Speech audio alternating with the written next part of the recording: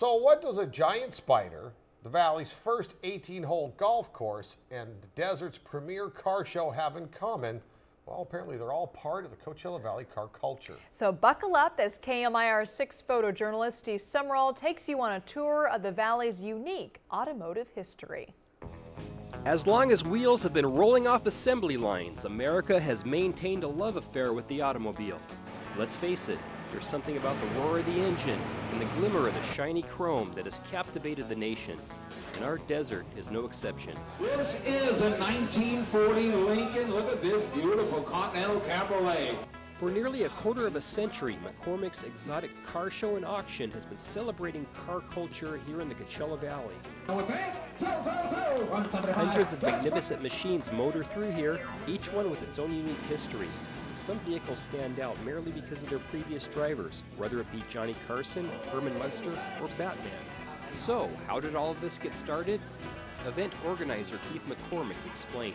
Really, I moved here from England in the very early 80s, and by 1985 we put on the Vintage Grand Prix classic car rally, races through the streets here, and then from there on in everybody associated Palm Springs with collector cars, and this is where the flash and the ambience of driving the old classic cars really got re-fired up. In addition to the car shows, there are several testaments to our four-fendered friend that can be found right here in the Coachella Valley. So buckle up and join me as we look at all things automotive. This is Coachella Valley car culture. Palm Springs would be the first stop of our journey, Indian Avenue, south of I-10, to a former welding shop called the Hole in the Wall. We're here to examine a vehicle that doesn't even move. But since it's been converted into a giant spider, maybe that's a good thing. It took us all the way through to the end of September. It took us 5 months to complete it. Rick Grissom recalls building this monstrous monument with his good friend Bob Miner. Bob was the owner of the land here, and the spider was his idea. We saw a picture of a Volkswagen in Reno, Nevada that was six-legged, and he said he always wanted to build one like it, so we decided we'd build an eight-legged one that was taller than it, and that would actually be the largest one that's ever been built, and we kind of succeeded. Bob passed away in 2008, but his creation, which is 28 feet tall and contains nearly 300 feet of steel, continues to be a source of amusement to motorists passing through the valley. This is Bob's legacy, a hybrid of German engineering and good old American showmanship that has gained more attention than anyone thought possible. Rancho Mirage is the next stop on our journey. For the city's connection to classic car culture, all you have to do is look at the name on the sign. In 1954, the Valley's first 18-hole golf course and country club lent its name to the Ford Motor Company's new sports car, and the Thunderbird was born. Ford chairman of the board, Ernest Breach, was a member and had been granted permission by the club to use its name.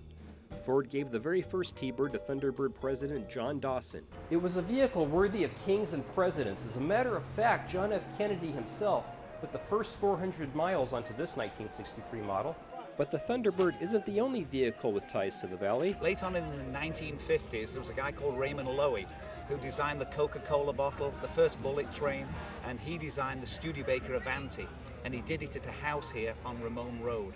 And then he finished his drawings, and Studebaker, as most people know, went belly up a few years later, but they had the Studebaker Avanti, and it was all designed here, it was all hush-hush, and that was meant to just keep Studebaker going, but unfortunately it didn't.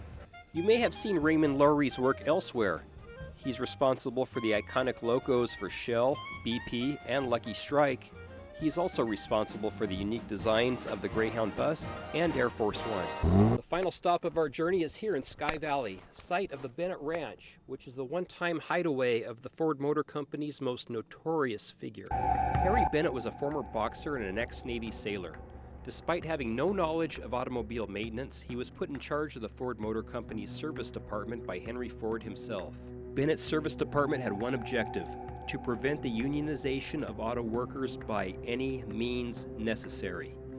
Bennett's private army consisted of football players, boxers, and even Detroit River gang members.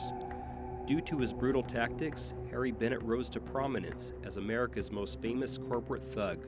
When threats against Bennett's life became too numerous to ignore, Henry Ford decided to hide his right-hand man here in the remote desert of Sky Valley. The current proprietor of Bennett's single-level ranch house has declined to be interviewed, but he has allowed KMIR6 to be the first news organization allowed access to the residence, which rest high atop this hill just north of the San Andreas Fault. Some of the amenities include a spacious sauna and this magnificent pool filled with mineral water from a private well. The roof features an unhindered view of the valley floor. It has been said that armed gunmen would use this area as a lookout for any uninvited guest. After obtaining control of the company in 1945, Henry Ford II's first official act was to fire Harry Bennett. Bennett died in a California nursing home in 1979. The only reminder of Bennett ever having been here is his name on this street sign, which leads to his former hideaway. Incidentally, about a mile from this sign, there's one adorned with the name of Bennett's boss, without whom car culture just wouldn't be possible. Steve Sumrall, KMIR 6 News. That was so great. I learned so much about the car culture in Palm Springs. Yeah, I knew about Thunderbird Coachella and Valley, about really. El Dorado, but I did not know any of this stuff about Bennett and Ford. Did not know that. Very interesting. Good job, Steve.